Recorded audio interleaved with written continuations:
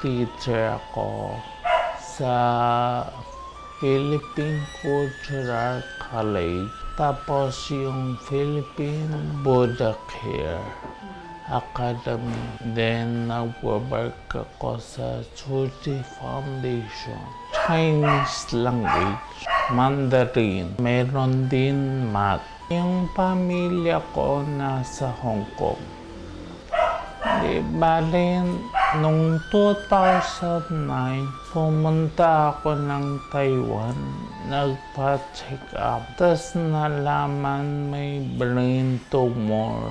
So, inoperan ako doon nung 2009, 2010. Last year, yung brain ko nagkatubig, hydrocephalus.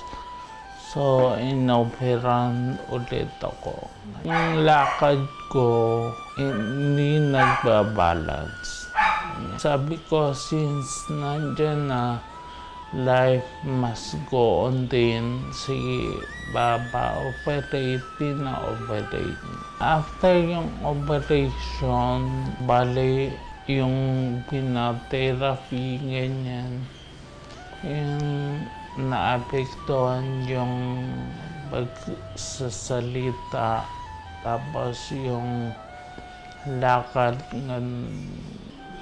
So, dapat i-fight back ko siya. Nag-continue ako sa therapy, ganyan. Nung 2007, huminto ako sa pagtuturo. Naging desktop publisher ako sa Tzu Chi Foundation. So, kinontinue ko yung work ko. Hindi ko na inisip yung naging sakit ko. Go on pa rin, ganyan, yung life. Yung through isang friend ko, yung nurse ko, si Ray.